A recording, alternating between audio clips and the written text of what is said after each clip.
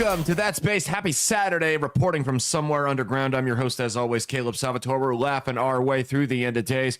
Brought to you by Outlaw Streamers and our friends over at Blood of Tyrants. DrinkBloodofTyrants.com. They got two types of wine along with the Liquid Freedom energy drink, as you see over there. DrinkBloodofTyrants.com. Promo code BASED, B-A-S-E-D, like the title of the show. Going to save you 10% off your order at the checkout. Again, that's DrinkBloodofTyrants.com. Promo code BASED, B-A-S-E-D, like the title of the show, will save you 10% off your order at the checkout. It's Saturday. It's time for the big show. Stockholm Mia, the red face of white supremacy, is not here with us. Instead, we have got filling in as the co-host with me today, Lavetti Vegas. Lavetti, how is your morning going here on this fine Saturday? How you doing today, Lavetti? Hashtag no fumbles. Hashtag no fumbles. Lavetti's here, everybody. He's... Oh, we got a whole bunch of stuff to get into this week. We have got tariffs, the tariffs that were but never were. The DNC elected some new leadership, and it was quite interesting and quite cringy there. Like it's like a Saturday Night Live sketch about Democrats, if Saturday Night Live actually knew how to be funny. We've got Elon Musk leading the charge on some Doge, Department of Government Efficiency audits. Very, very disturbing information has resurfaced about a guy who a lot of people consider to be the front runner for the Democrats in 2028. We're going to talk about the plane crash for a little bit. We've got updates on immigration protests, the Department of Education, and then the LG BBQ 4K HD TV Plus movement may finally be coming to an end. All that and more here on this week's episode of That Space. But before we get into that, let's jump into the current state of the left. Excuse me, it's ma'am. All right, this week on the current state of the left, we have got a TikToker who sees what's going on in the world and feels that he, she, they, them can help out with all the ICE raids. Go ahead and check this out here. All right. Fuck it. Fuck it. ICE is doing whatever the fuck the Orange Tyrant is telling them to do. They're, invading schools, churches, hospitals. Nothing's fucking off limits. Listen.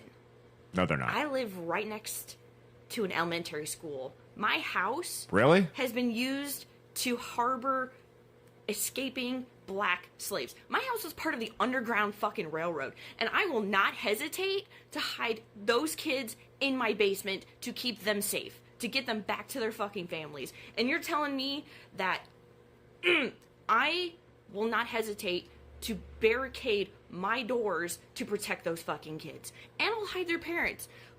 I don't know if my tunnels are still connected because there's houses all down the street that have tunnels hidden in them. I will hide those kids to protect those kids and their fucking families. Fuck Trump. Do your parents know you're bringing all those unwelcome visitors into the house? Mia, something tells me that's not the first time that kids would have been locked in that guy's basement. What do you think? I mean, that... I don't know. That's just a hunch I get. That's just a hunch I get from that video there. For the record, as some folks have found out recently, if you're going to commit crimes, don't brag about them on social media. If you're thinking about committing crimes, don't brag about them on social media. And hiding fugitives from the feds, whether you like it or not, is a crime. If you're going to do it, I mean, I'm not going to be able to stop you. I don't know who you are.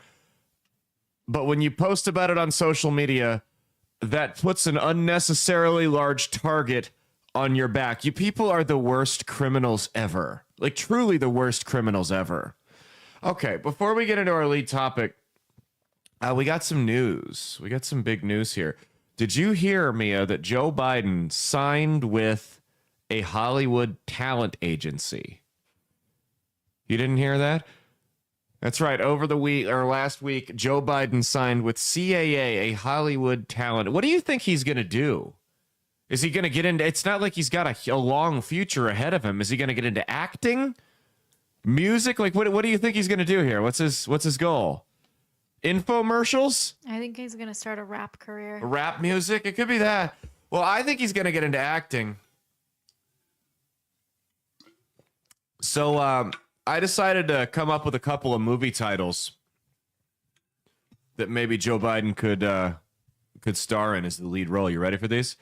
All right, the first one is the Shawshank Demented, the Green Senile, the Retarded, Inner Smeller, Raging Bullshit, Brain Spotting, Singing in Ukraine, and Star Wars A New Grope. That is the Joe Biden. He's got a lineup of movies that are willing to work with him. I think any of those would be excellent, excellent choices for Dementia Man. Which one did you like the best? Which was your favorite Biden movie? I was asking you. I don't know. I don't remember that. I think that's the Star Wars one because that's the last one I remember. Well, what about all of them were good? What about Lord of the Rings, the 2 showers with your underage daughter? I forgot to throw that one in there. Okay. That's a good one. That's a good one. Let's go to the lead topic here. Let's talk about what's going on in the world.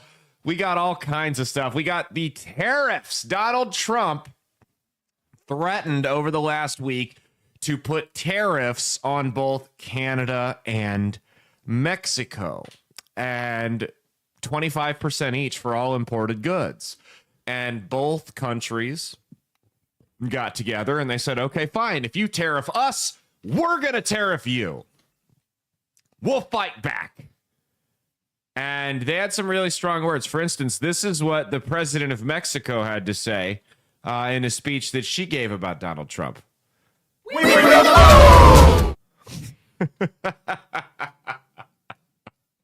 I hadn't done that one in a while. But no, so they threatened him.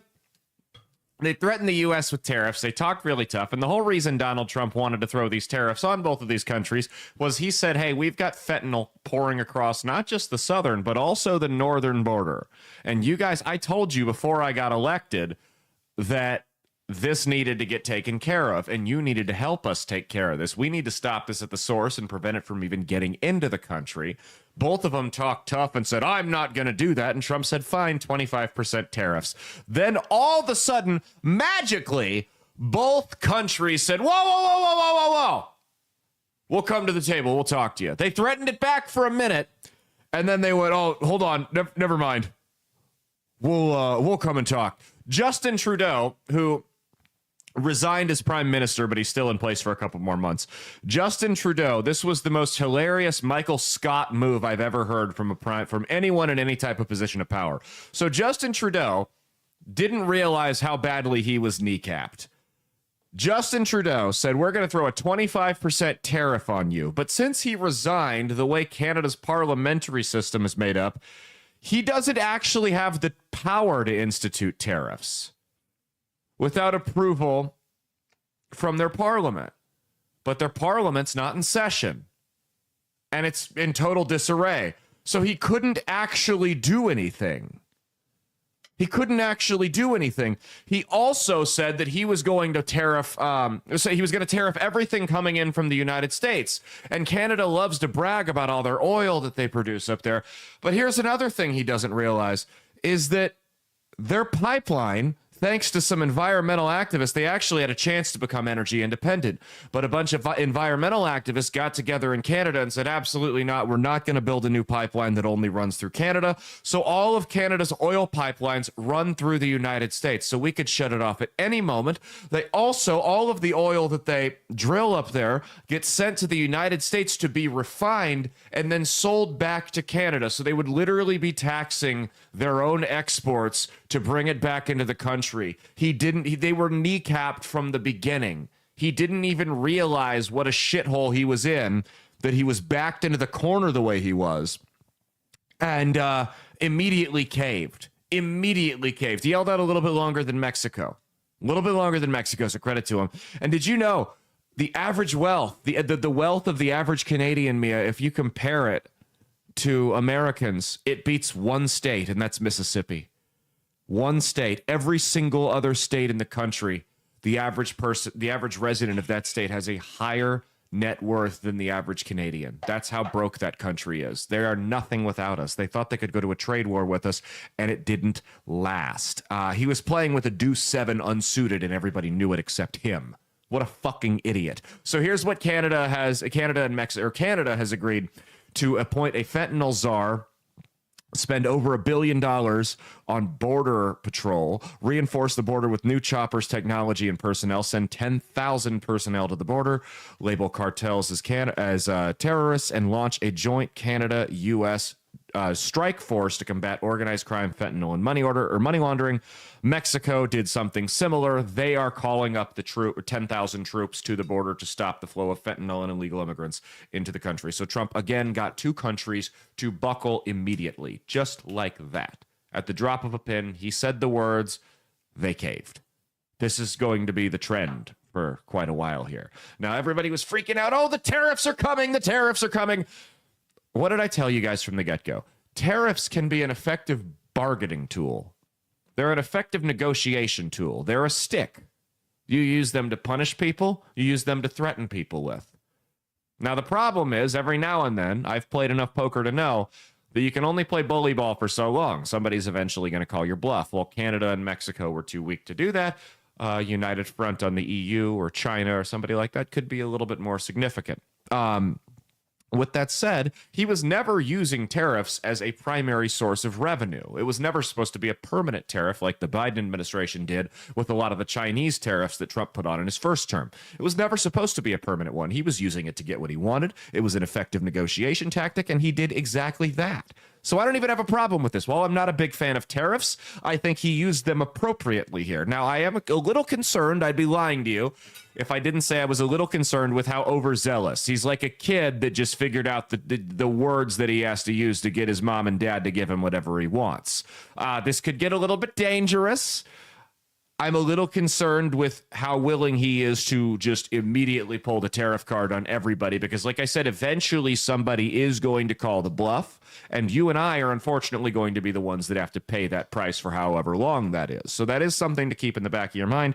Like I said, what works on one country doesn't always work on others. Now, here's what I've said for the longest time. If you really want to get at Mexico, the number one foreign investment in Mexico in 2023, over $63 billion in remittances from the United States, people sending money back to family members in Mexico from the United States. Now, they do this tax-free. The only thing they have to pay is whatever the fee is for the institution that they're sending the money through. So if you really want to get back at Mexico and really not have much of an effect on us, you just start taxing those remittances.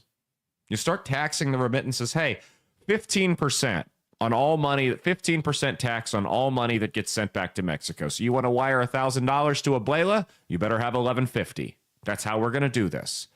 Because there's no foreign investment that surpasses remittances from the United States. You guys got to consider, this is money that's a lot of the time, if you're someone, specifically someone who's here illegally, money that's being made under the table. So that money's not getting taxed, right? That money's not getting taxed. It's not paying into Social Security and Medicare. It's not getting spent in the United States because it's getting sent back to Mexico, so it's not helping out our economy here. It's not stimulating businesses and growth here. It just gets made under the table, never taxed, sent back to Mexico, where their businesses get the money, where they drive up the sales tax and the revenue over there. So we are seeing no benefit from this. We're getting fucked over by it. If I'm Donald Trump, personally, I think you throw 100% tax on it. You want to send $1,000 to Mexico? It's $2,000 now, and half of that goes to the U.S. You and I wouldn't be affected by that, not like we would with a tariff, at least. But I don't think you do that right away. I think you keep that. I think while the revenue that would generate would be nice, I think that having that in your back pocket is more valuable than the actual money you would get from it. The ability to threaten Mexico with, hey, if you don't do what we want, we will cripple your economy and bring it to its fucking knees overnight. They're not going to play that game. They will cave immediately. Now, they're claiming that Joe Biden got Mexico to do this without threatening tariffs. That's not true. That's not true at all. Mexico, in response to a caravan of illegal migrants coming up from South and Central America, sent troops to their southern border. This is the first time that any president has ever gotten Mexico to send troops to the northern border with the United States. So it's very impressive by Donald Trump. Good work by Trump there. We're swinging our dick around on the national. Mia, how does it feel to know we're swinging our dick around on the international scale again? Is that a good feeling to know that we're back? Mm-hmm. Yep. Well, we've got a couple. So, of course, that didn't stop the Democrats from the unhinged theatrics, and it's like I don't think they realized. I don't think they get it. I don't think that the media and the Democrats get it. I don't think they learn. Well, we'll find out real quick on the next segment why they didn't learn their lesson.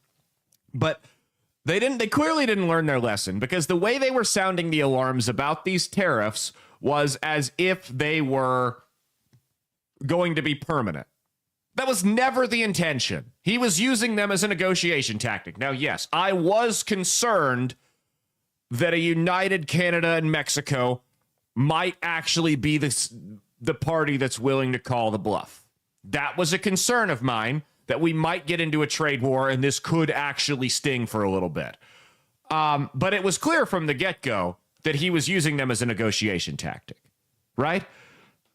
Again, I think we should be cautious with how often we pull that card, though, because eventually we're going to have to find another trick. Telling you right now, write that down. Caleb says eventually we're going to have to find a different go-to than just to threaten people with tariffs. Okay, so that didn't stop the Democrats from their usual hysterics. This is what Chuck Schumer, yes, he is the cousin of the worst comedian of all time, Amy Schumer, what Chuck Schumer, the senator of New York, had to say.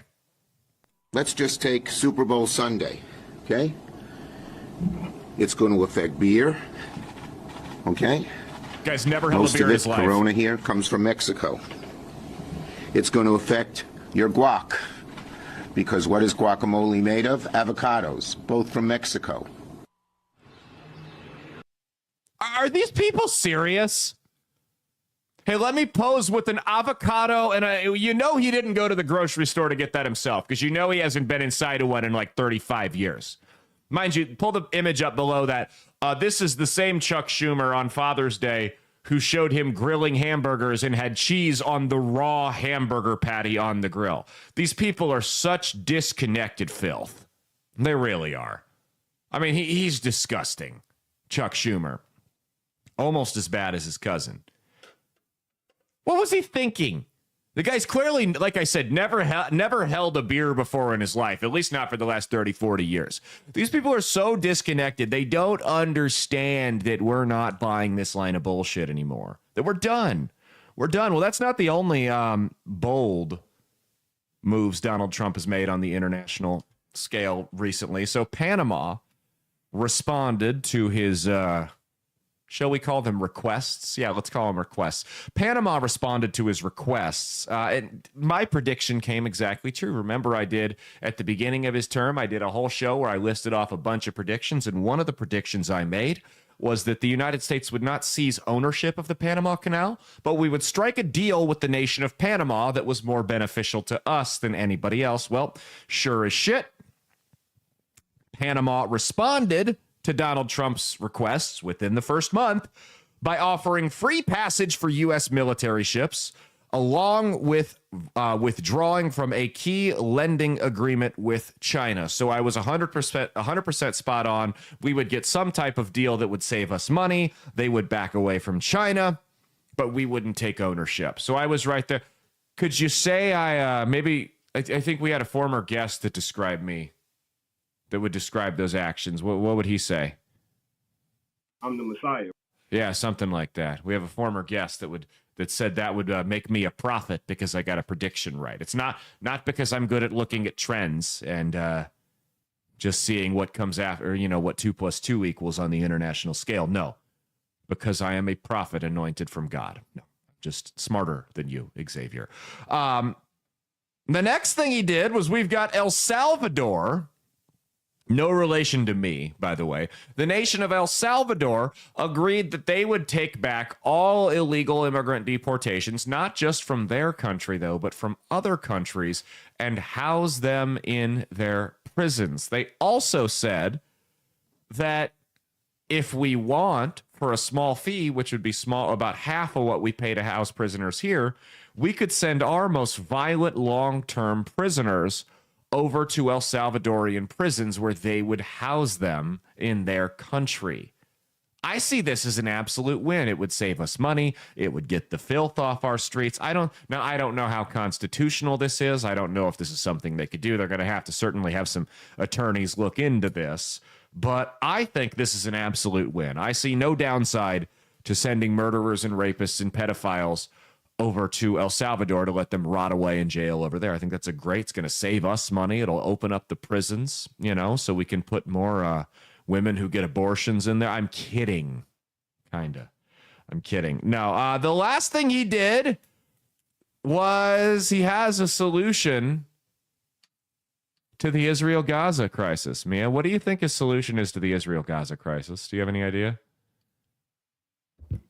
Just tell everyone to be nice to each other. No, that's what Biden did for 4 years, and it didn't work. No, he more or less, he wants to kick everybody out of Gaza, go in there and rebuild, and basically turn it into the Las Vegas Strip of the Middle East. That's more or less what he said. Now, we have an image, a Twitter user posted, an excellent idea for what the Gaza Strip could look like after the U.S. takes it over. Go ahead, pull this up here. I think this would be phenomenal. A Texas Roadhouse on every block in the West Bank. This is my dream. I see no downside to this. You see, a Texas Roadhouse lining the Gaza Strip. Now, this is obviously, you got the casinos and all the other shows and everything like that, but I think this is the move. I think they figured it out. Absolutely. Here's what I'm going to say, though. I'm going to wrap this segment up. We're in a globalized economy. And while I'm not personally a fan of the general concept of tariffs, I also am a pragmatist who understands their worth, specifically in negotiations with countries that have been taking advantage of us for a long time. So I'm not going to hold that against Donald Trump. What I will warn against is I will warn against the overuse of the threat of tariffs. Like I said, I have played poker long enough to know that you can play bully ball for so long until somebody eventually calls you on your bluff. And when somebody calls you on your bluff, you better hope that you've got some good cards, right? Now, there's certain people, again, but it matters who you're up against. There's people I know that I can bully out of a hand, and there's people I know who, if they have even if they even sniff having good cards, they're going to call or even raise me on it, right? And they'll up the stakes. And then one of three things is going to happen. I'm going to fold and look like an idiot, and everyone's going to see that they can get me to fold by calling me or raising me. Number two, I'm going to bet a lot of money, and I'm going to win, but it's going to be high-stakes gambling if I want to pull this off. I was originally hoping was just going to be an easy layup victory. Or number three, which is the worst of all, I'm going to bet a lot of money, and I'm going to get my ass kicked and lose a whole bunch because I was trying to bully somebody when I really didn't have as much of the upper hand as I pretended to. So that's what I'm concerned with here. That's what I'm concerned with. What works on Canada or Mexico or Colombia doesn't necessarily work against more unified fronts. And we have to have something other than the tariff. You can't, it's like a football team that can only run one play. You've got to have, or a basketball team who only has one guy that can score. You've got to have something else up your sleeve if you want to be consistently successful, because it's only a matter of time until you win. And here's the other thing. This is the schoolyard bully effect. We're out pushing everybody around, which is really fun right now. But eventually what's going to happen is if you're the biggest guy in prison and you're the one pushing everybody around, it's only a matter of time until somebody grows a set and tries to throw it and tries to swing on you. Eventually somebody's going to take a shot. Doesn't mean it's going to land, but eventually someone's going to take a shot in a way you haven't seen and that you're not used to. And you have to be ready to answer that call. So we need to be, that's all I'm saying, is we just need to be careful with how much we rely on the tariffs. It's working right now. How well is it going to work in 2 years? Because people are eventually going to get sick of it and they'll go, you know what? Fuck it. Call. I'll play. Let's see what happens here. Raise. And then we could be in trouble. And trade wars will hurt us. You and me. They won't hurt the president. They won't hurt the government as badly. They will hurt us. We will be the ones who pay for that. And the Republicans who ran on X, Y, and Z products are too expensive are going to have a lot of explaining to do to the voters if we get into a trade war, specifically one right before the midterms. You don't think that these other countries see the benefit in having a United States that's weak, that's controlled by weak leaders like the Democrats? There's a lot of countries that are going to be waiting, to, whether it be 2026 midterms or the 2028 presidential election, they're going to be waiting. And they're going to strategically launch a trade like China, maybe, parts of Europe, Canada, Mexico, you name it. But those countries could all be waiting right now for the United States to be on the verge of an election. And then they'd throw us into a trade war and tank our economy. That could very well happen. And I hate to break it to you, but when prices go through the roof and inflation is soaring, the incumbent party very rarely comes out on top. So that could be the play of some foreign actors that maybe aren't too fond of the current administration and don't like dealing with them. They could have that card up their sleeve. They could be meeting behind closed doors and saying, hey, let's gang up on these guys, but let's do it right before the election so we can weaken their political system. That's all I'll say. And that's been our lead topic. Stay tuned. We got a whole bunch more coming up. And before we get into the next segment, big shout out to our sponsors over at Firecracker Farm. Firecracker.farm, not .com, .org, or .net. Firecracker.farm. Promo code BASED, B-A-S-E-D, like the title of the show. It's going to save you 10% off your order at the checkout on their new product, Hot Salt, which comes with a combination of Mediterranean sea salt, scorpion pepper, Carolina Reaper, and ghost pepper. Hot Salt goes great on everything, made with love from a family farm. Justin Bieber! All right, sure. Justin Bieber is also our sponsor. Nope, not that one. There you go. Good enough. She's tired. She's had a long week of baking. I'm sorry. I accidentally clicked on the... You know what I realized, though? We didn't read from the Conspiracy Bible yet. It's a quick one. It's only a one-page one this week. But before we get into Store Brand TMZ, let's read from the Great American Conspiracies book, which is available everywhere and not a sponsor of the show. Oh, it's a fun one. Watergate. We all know this one. This will be an easy one. Watergate is the name of the scandal that caused Richard Nixon to become the only U.S. president to resign from office. On May 27, 1972, concerned that Nixon's bid for re-election was in jeopardy, former CIA agent Howard Hunt Jr., former New York Assistant Attorney G. Gordon Liddy, former CIA operative James McCord Jr., and 6 other men broke into the Democratic headquarters in the Watergate Hotel in Washington, D.C. They wiretapped phones, stole some documents, and photographed others. When they broke in again on June 17th to fix a bug that wasn't working, a suspicious security guard called the Washington police, who arrested McCord and 4 burglars. A cover-up began to destroy incriminating evidence, obstruct investigations, and halt any spread of scandal that might lead to the president. On August 29th, Nixon announced that the break-in had been investigated and that no one in the White House was involved. Despite his efforts to hide his involvement, Nixon was done in by his own tape recordings, one of which elevated that he had authorized hush money paid to Hunt. To avoid impeachment, he resigned on August 9th, 1974. His successor, President Gerald Ford, granted him a blanket pardon on September 8, 1974, limiting any possibility that he would be indicted and tried. Washington Post reporters Bob Woodward and Carl Bernstein helped expose the scandal using information leaked by someone identified as Deep Throat. Yes, that was the code name, was Deep Throat. Ha ha, let's all laugh. I remember I learned that when I was a freshman in high school, and I thought it was the funniest thing in the world. A source whose identity was kept hidden until 2005, when it was revealed that Deep Throat was former Nixon administration member William Mark Felt. So did you know that part of why they went into Watergate was not, I mean, the stuff about going after the opponents was true, but part of the reason they went into the Watergate Hotel was, I don't remember which one of them it was, but one of the guys that broke in met a girl at a fundraiser and wanted to get her phone number and went in looking for an address book. And that helped cause one of the greatest, yes, horny men caused one of the greatest political scandals in American history. Not a surprise at all, if you know anything about men. Okay, Storebrand TMZ. Mia and I were having a debate yesterday about the difference between celebrities and influencers because of the Grammys. Celebrities and influencers. She claims there's a difference.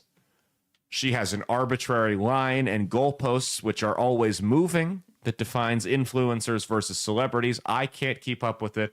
There seems to be no logical consistency to it whatsoever. But do you care to explain the difference between a celebrity and an influencer? No. She does not care to. She concedes the argument. I win. She doesn't believe AJ and Big Justice are celebrities. My definition, I think an influencer can be a celebrity and a celebrity can be an influencer, or you can be one or the other. I think that my definition of celebrity is a very simple one. I don't need to come up with all these hurdles and definitions for it. I have a very simple definition as to what a celebrity is. I believe that a celebrity is someone who could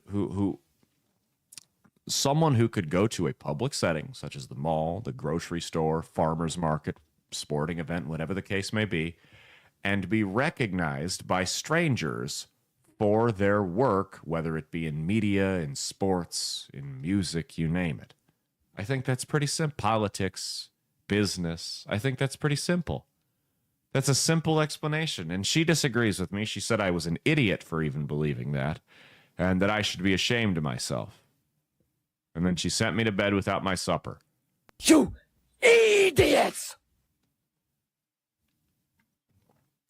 I just wanted to get that out there. Okay, so this is a girl, first up in Storebrand TMZ. This is a girl who got arrested, and police body cam footage showed that she's a little geographically challenged. Go ahead and check this out. Tell me the truth from the beginning. So in the beginning, me and him had a relationship. Okay. Like you clearly see. A relationship over text? No, we was really in a relationship. Like you guys would see each other in real life? Yes. Okay. Then he moved, over there where he's at now. Where is that? In Connecticut, overseas. Okay. Overseas in Connecticut. That's what he said, he moved to Connecticut. Okay. Personally, I was like, okay, we can try to make this work. That's enough. Then I thought about it, I was like, Overseas to Connecticut.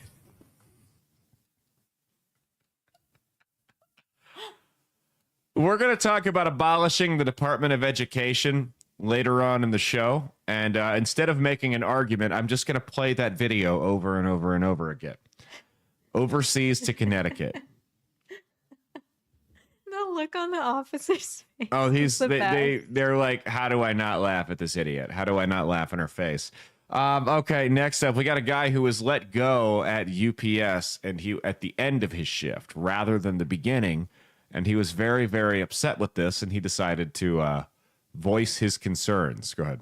Getting fired from the UPS store by this cuck loser, fucking coward, cuck loser, won't even fire me at the beginning of my shift, waits till the end of my shift. Here he is, Darren the cuck fucking loser from 1892, who's a fucking loser, who doesn't know shit about running a business, and he's gonna let an alcoholic fat fuck named Joe fire somebody with 10 years of experience because he complained that Joe won't train my fucking coworkers, and Joe puts nigger on the fucking radio, and Joe drinks next door and won't tell shit to my coworkers because he's a cuck fucking loser coward, just like Darren, the cuck fucking loser coward loser fucking cunt.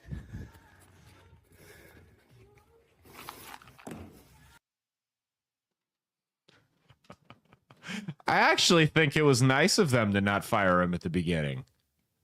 Like, that's usually how it goes. You get fired at the beginning of your shift. I mean, you drove out there. They didn't have to give you an extra day's pay.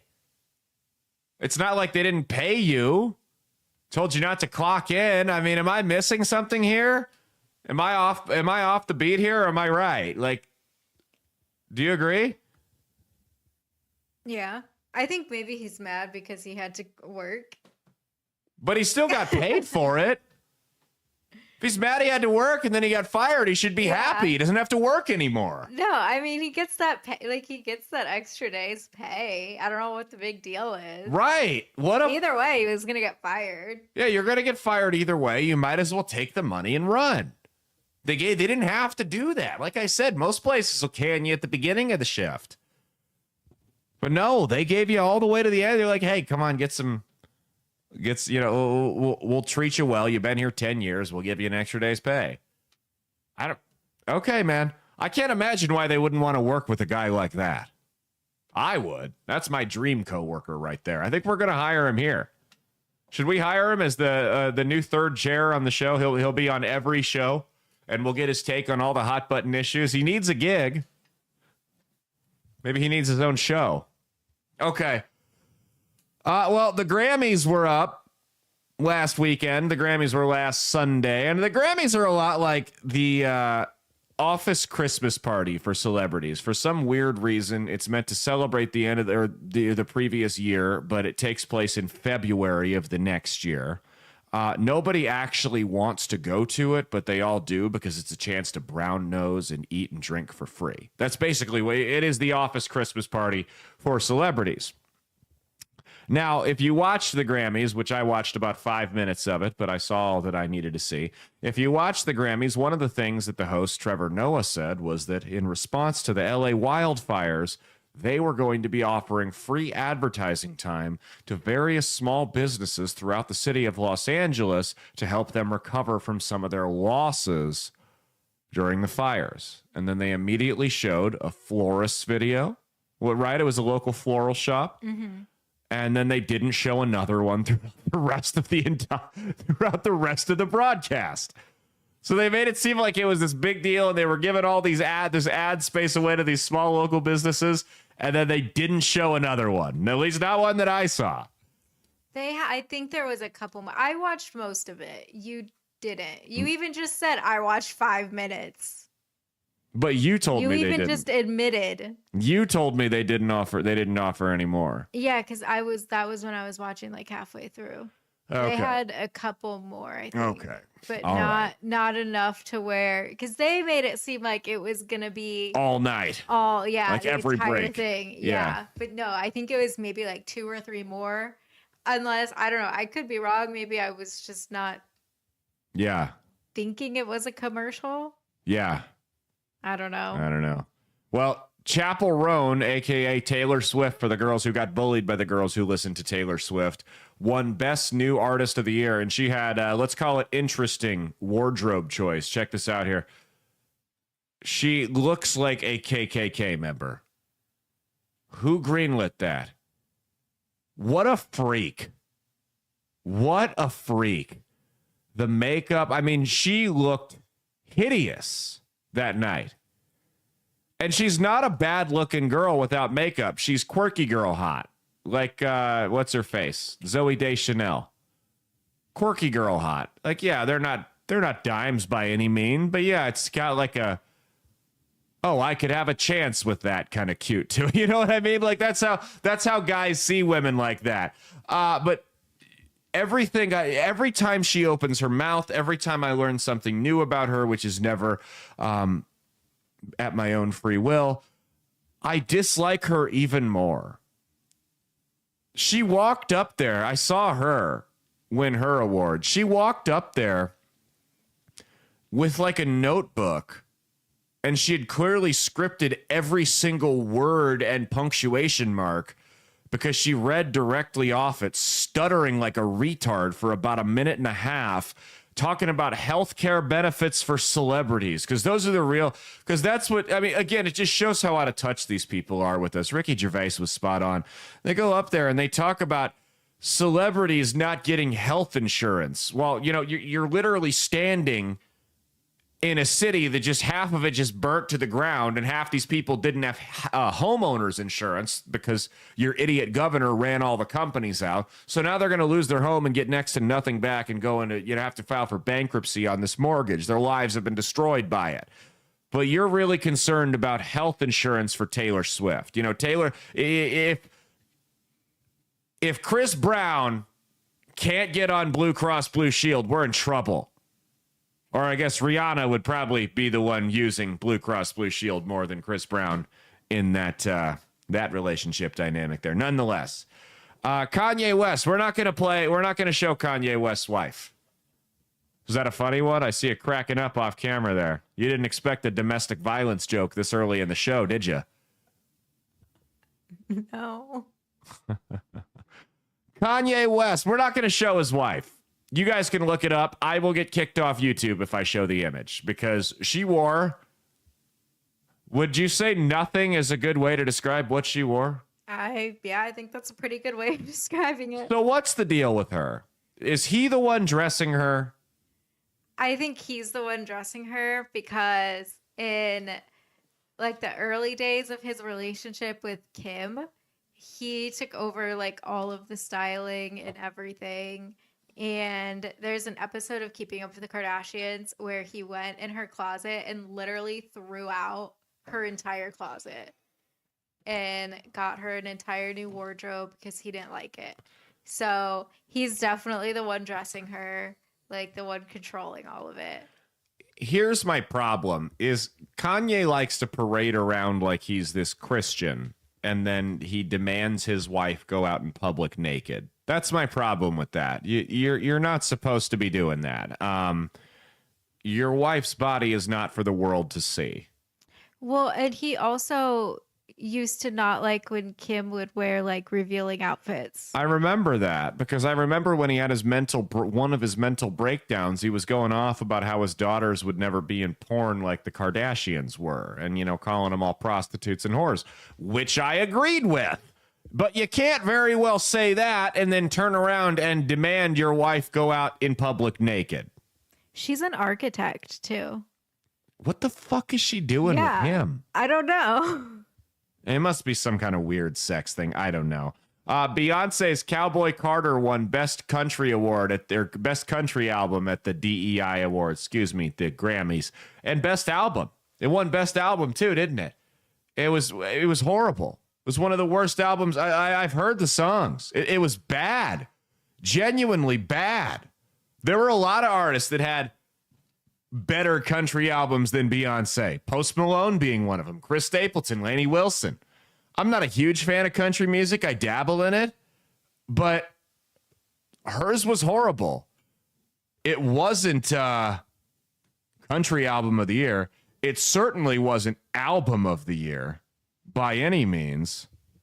They walked in and sat down like as soon as Taylor Swift walked on stage to announce it. So they knew they were going to win. It was fixed. Just like the Super Bowl's going to be tomorrow. Pull up the video of her seeing she won. This is the most fake, inauthentic bullshit I've ever seen. Yeah, that's not rehearsed.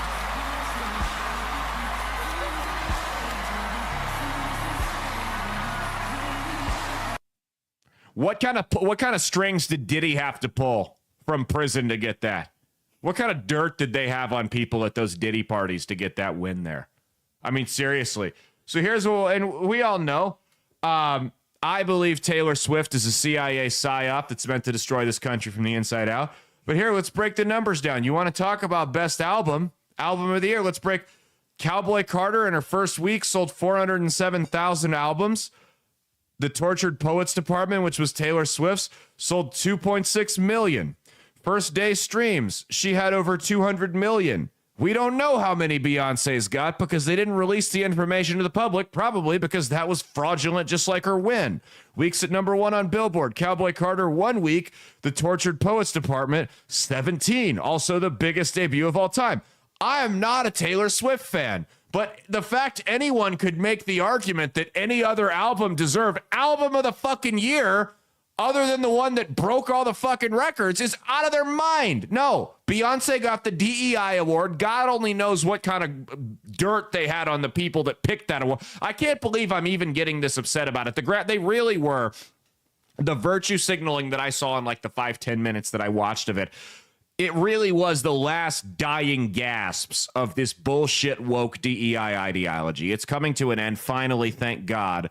And that was on full display at the Grammys. Do you have anything you'd like to add?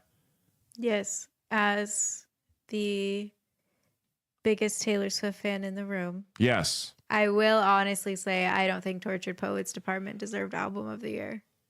But that garbage sure didn't. No, it didn't. But I don't think Tortured Poets Department did either.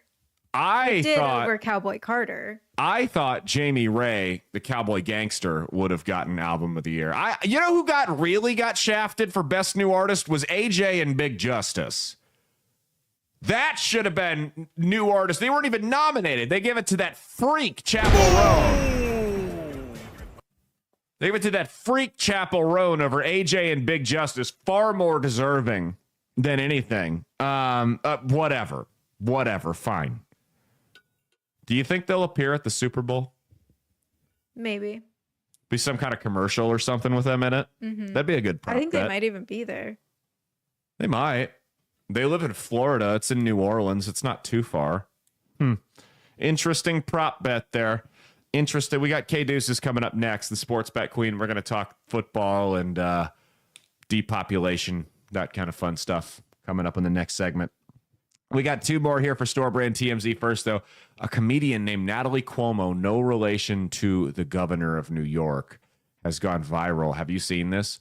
For how she responded to a heckler, and she has not gone viral for all the right reasons. She posted this thinking that it was going to, I don't know, win her virtue signaling points. I don't know what the deal was, but it showed how unhinged she looked. Go ahead and check this out. So is our first time hanging out outside of the office? Yeah, actually, Yeah. What? Wow. Whose idea was it? Oh my god, I love it! Okay, wait, what made you want to ask him? Huh?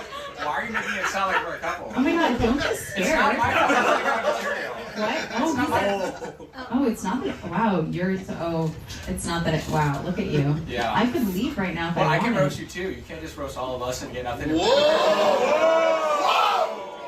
Is that not loud? I see. So you were afraid because you felt like I was saying you're gay. I can take the mic if you want. It's okay. He's your new friend.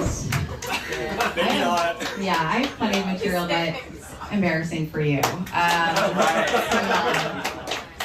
Let's move on. Small dick energy. Let's clap for him.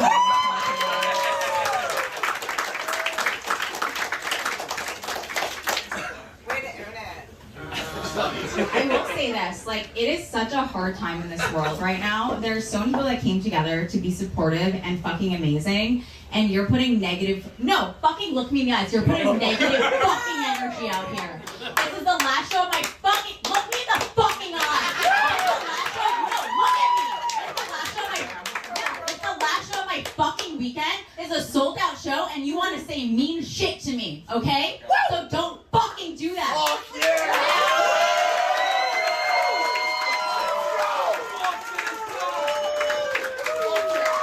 Okay, that's enough. They were not actually on her side. I think those were sarcastic cheers. What do you think about this? Why did she... So towards the end, she was just kind of she was done. She was about to get over it. And then just snapped. Yeah, a switch just flipped and she just freaked out. Guys, you don't have to have the psycho girlfriend that ruins your life. You can pay $15 and go to a comedy show and get it. Just get the experience and then leave and not have to deal with all the long-term bullshit that comes with it. That's, man. I wanted to see what you thought about this because you don't have experience on a stage. Do you have anything else you wanted to add to it? I mean, I don't know. Unhinged, out of line. I mean, yeah. So here's the thing. He got under her skin, and that's fine. I've had hecklers get under my skin too. Shit happens, right? He got under her skin. He got the better of her. And instead of just moving, what you do there is you move past it and you just go on to the next joke, right? If you can't beat him, you ignore them. That's all you got to do. She didn't do that. She displayed a moment of weakness there and absolutely bottomed out and lost her mind there. And I hate to break it to you, that ruins the whole show. That ruins the whole show. Now, I know people that know her. Everyone in comedy is 2 degrees of separation away. But I know people that like actually know her. And I'm going to refrain from commenting on what they've told me. But that right there, bad look. That's a bad look. If you can't say something back to them that's witty or funny or clever, just move on.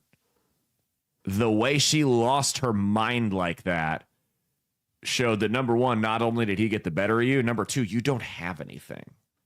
You're up there trying to virtue signal and get clapter and whatnot, but you, as a comic, you lack the actual talent to address that. I think it's about time, Mia, that we ban female comedians altogether. What do you think?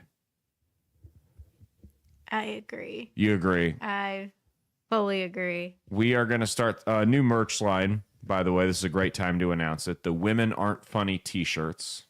We'll have those for sale at all shows soon, and online on the website, CalebSalvatoreComedy.com. The Women Aren't Funny t-shirts. So get them while you can. They're going to go hot. They're going to go like hotcakes.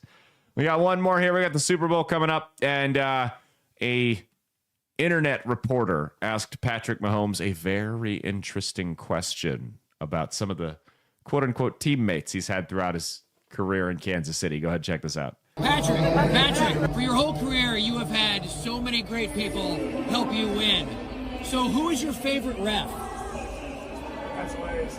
All the refs are great, man. All the refs are great. They do the best they can. We go out there and play the game the right way. Is there one that you give a Christmas card to every year, possibly? Not that I can remember. I'll have to talk to some of my teammates and we can try to figure it out. First off, that was a hilarious question. And as much as I'd like to, I can't hate Patrick Mahomes because he handled that as well as he possibly could have. Do you notice the difference? Do you notice the difference in the back-to-back videos we just played? How Patrick Mahomes had someone who was clearly trolling him and fucking with him and somehow managed to not get in his face and start screaming, "Look at me! Look me in the eyes! You're saying mean things to me! Stop it!" You notice the difference in ways to respond to criticism. That's the way you actually do it there. As much as I don't like the Kansas City Chiefs, he did a great job responding to that as compared to the psychopath that you witnessed in the first video. Anyway, that has been Store Brand TMZ. Stay tuned. We got a special guest coming up next and then trending this week to follow. All right, and it is Super Bowl Sunday, which means we're doing a special segment for you. For those of you, some of you know, some of you don't, I am a correspondent on a show called Crooks and Books. It's a sports betting podcast, and they have a whole bunch of folks on there. It's a good time. You should go check it out. I do that every now and then. One of the hosts is going to join us, though. The main host, the founder of the show, is going to join us here. I think she joined us maybe not last year, but the year before for the pre-Super Bowl show. She's going to join us. We're going to make some predictions. We're going to talk some of the bets and maybe some of the external influences for the Super Bowl coming up this Sunday. It'll be tomorrow when this airs. Yeah, tomorrow. Some of the external influences for the game on Sunday.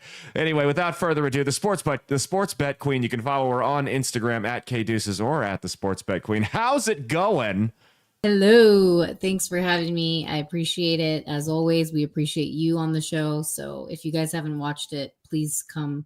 We are going to have a show too as well this week. So follow me on Instagram and you should be able to see it. Thanks for having me today. Yes. When does that air? Is that going to air Thursday? Friday? It should air Friday. Friday. Yes. Friday. All right, sweet. So you guys can check that out and then Saturday morning, go listen to mine. Perfect. You all know where to find it. It's Crooks and Books Podcast, wherever you get your show. You're not banned from anywhere, are you? No. Okay. No, I mean, hopefully not yet, but yes, no. After this show, you will be. Don't worry. There's some retards out there that hate listen to this show, so you'll be on somebody's shit list. Believe me, just for guilt by association. Yeah. Or I guess birds of a feather flock together. Right? That's right. Fuck it. We're all degenerates somehow, right? That's okay. So Super Bowl. Who do you got? Who's gonna what? I don't even know what the spread is. That's how much I haven't followed it. It's at 1.5. And we'll talk about it more on the show, obviously, as it changes. Kansas City. Yeah, 1.5 Kansas City favored, obviously. But the interesting part about this, Caleb, is that there is obviously certain reasons why people would bet certain teams, right? Yes. And you and I always talk about this on the show, where we talk about the Philly mob and then we talk about Taylor Swift. So it's basically all that coming together. I initially I don't like Casey, and we all know that, obviously, on the show, and anybody that knows me will know that I don't like Casey. But what's the right bet here? I think it's going to be Casey. No. I know. I don't want to see 3 in a row. I really don't want to see 3 in a row. Either. I don't, as a Laker fan as well, no one wants to see that. Like, I don't want to see that ever. It's just in denial. But I just feel like this is one of those things where it's bigger than just, I mean, can you imagine, like, the Niners had everything that Philly had, okay, and possibly more, okay? And if they're any but smart, I just feel like you can't give the ball to Patrick Mahomes in the last 2 minutes of the game or any last possession. You just can't. You can't. Yeah, I don't. The Eagles are a good team, though. They are. They're very complete. You know what I mean? The public really, really doesn't like KC right now. And is that good for Vegas? Fuck yes, it is. Do they want the public to bet on the Philly mob? Yes, they do. They want the public to slam that like there's no other. I just feel like they just keep wanting you to bet the Eagles because it's like, oh my God, it's a dog. It's free money. It's Saquon Barkley. And here we go, So do you think there's going to be any, like I said, external influence with these refs? Because that seems to be all the talk. Yes. So did you hear about that? I mean, there's a lot of things did you hear about, but there is a rumor, and a lot of rumors are sometimes true, or there's some truth in it. There's usually smoke, right? Yeah. It's like a joke, right? When you're joking, but you really aren't. Yeah. That Tom Brady let it all out. Like, he aired it all out because he was not trying to have the record broken, obviously, because he can't break it anymore. And he was like being kind of like, well, they pay the refs. Like, the KC wife, the owner of KC, the wife pays the refs millions and millions of dollars. Tom Brady claimed this? Yeah, like he said that there's a deeper part to how, like, and this is just some guy that's on like Instagram Reels saying it, right? So factually. That's interesting you say that, because I was looking over the prop bets this afternoon, and one of them was, will Tom Brady criticize the officials live on air? Is he hosting? He must be one of I doubt they're going to let him announce. Is he going to announce it? Dude, that would be insane. I can't imagine. There's got to be too much of a conflict of interest there. I can't imagine Tom Brady would want to could remain impartial in a game like that. And he's literally like the most competitive guy on the planet when it comes I know. He'll be so maybe let me see Super Bowl announcers. I don't know if they've announced him yet. But that's entertainment in itself. It is. For whatever he says. So it is. Terry Bradshaw. Let me see here. Who's calling? They're probably on the NFL Fox thing, right? It is Tom Brady. Tom Brady will be calling the Super. Oh, it's going to be interesting now. Yep. Okay. Well, there it is. How do you fucking retire and get a job for millions and millions of dollars and then fucking literally like just host a Super Bowl? Because you're the GOAT and you can do what you want. Yeah, but then now yeah. I mean, but now he's going to be like, I don't even know what to say. Like, he's probably going to be like all like disappointed if they win. That's the entertainment value, though, right there. To see a visibly agitated Tom Brady will be the entertainment value on it. That's entertainment on its own. You could sell that on its own. And betting wise, that's going to be like a million memes. Yeah. You know what I'm saying? Absolutely. Absolutely, it will be. But no, so did you hear what Blandino's, the former head of officiating, what his brother said? No. His brother did an interview with, I don't remember who it was with, earlier in the week, and he claimed that the NFL is rigged and that his brother signed an NDA that he couldn't say anything about it. I mean, these lawyers there's gotta be like a lawyer out there that like uses AI and is like, how do you like get out of an NDA? Do you think? I mean, fuck, that's, You know? I don't know. I don't think when people It's just say paperwork. when people say it's rigged, I don't think it's rigged in the sense that the WWE is rigged. You know what I mean? I don't think you could get all 2,000 players and 32 owners and nobody would ever, especially with all these guys with CTE, one of them would let it spill. You know, and one of them would come with receipts and let it spill. Yeah. I think it's rigged to a certain extent, though. Sure, I think the officials absolutely point the game in directions that the league wants it to go. Yeah. Absolutely. Yeah, they can't control the physical aspect of it because they're not actually playing the game, but there are definitely calls where they rig it. Mm-hmm.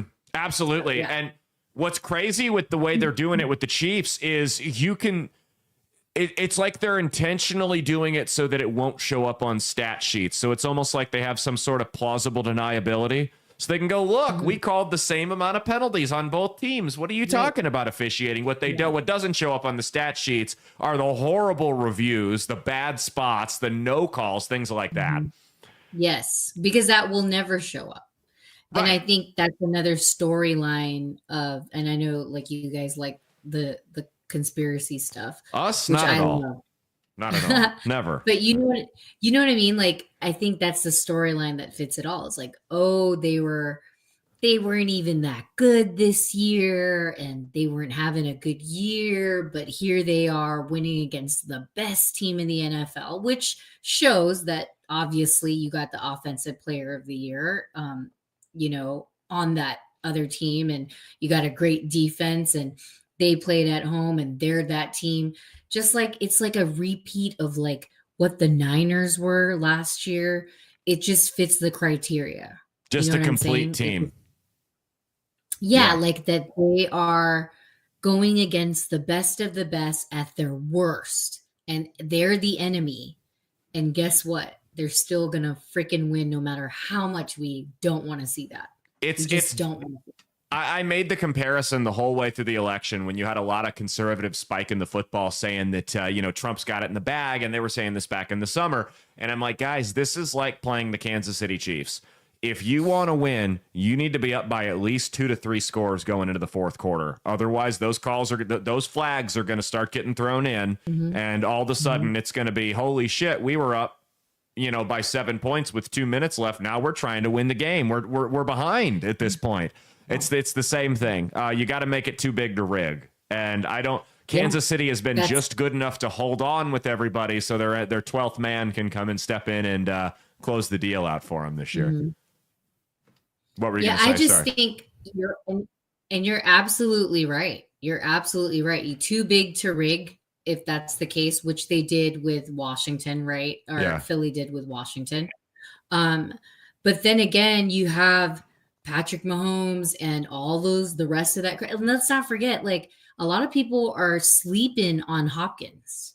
Yeah. He comes out every now and then for those really, really important throws.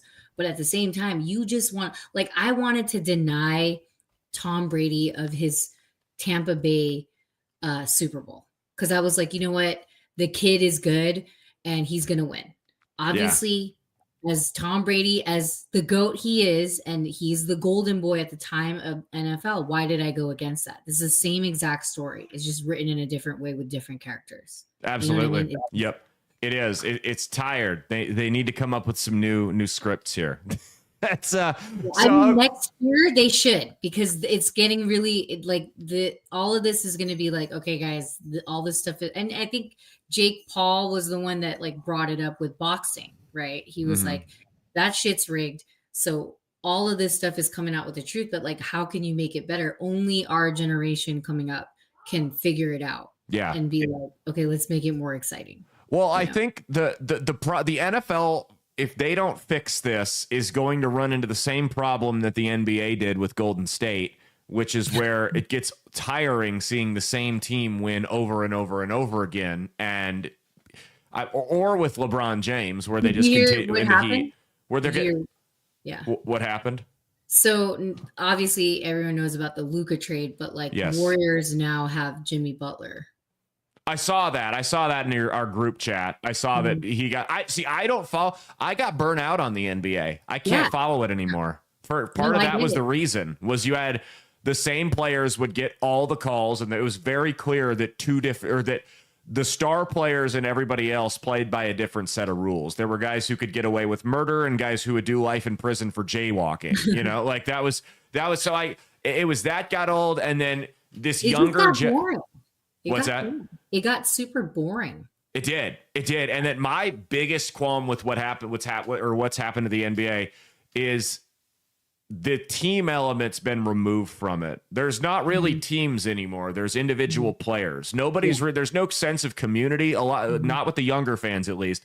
A lot of these young fans don't have a favorite team. They follow specific players, and that's half of what makes sports fun is the us versus them tribalistic mentality behind it. Just like how it is with NFL, you've got your team. Yeah. That's your team. Like, the NFL's done a good job at navigating this. Yeah. Yeah. Or I mean, I think it has a lot to do with like celebrities as well. Yeah. Because like they like to be like, oh, I'm this fan, and they wear like certain jerseys. And obviously like Taylor Swift, like half of the world wouldn't even like Kansas City Chiefs, even if they played the way that they did. Yeah. No, she is the Jack Nicholson, the Spike Lee of the NFL. And that's why they keep showing her. And I've been telling people this for a long time. I'm like, look, they understand that there is an expiration date on this, right? It's either on their relationship or Travis Kelce's career. One of them's going to be over in a year or two, right? The NFL gets that. And is it annoying to see Taylor Swift in the stands? It really doesn't bother me. They show her for like 5 seconds. No, it's just whatever. Yeah. But they would be stupid not to capitalize on the probably couple million viewers that the second she's no longer there are going to turn off the TV for good. Yeah. So they might as well keep those people watching, get that ad revenue from them. I respect the hustle here. I don't have a problem with the Taylor Swift thing. No, I don't either. I did prior because I thought it was like diluting, but to make more money, business is business. Yeah. You know what I mean? Like you can't deny free money, and a lot of people in the world spend stupid shit on other shit. Absolutely. Absolutely. And, it's like I can't, there are a lot of girls that are tuning in just to see Taylor Swift. Yeah, people are going to bellyache about it and complain. I can't imagine there's any NFL fans out there that are, I'm done watching because she was on my screen for 3 seconds. Yeah. I just can't imagine that's the case. Yeah. So we were talking, my wife and I, before the show, we were talking about who do you think gets shown more on TV, Taylor Swift or Trump? Because he's attending, I think they're going to put a lot of attention on him.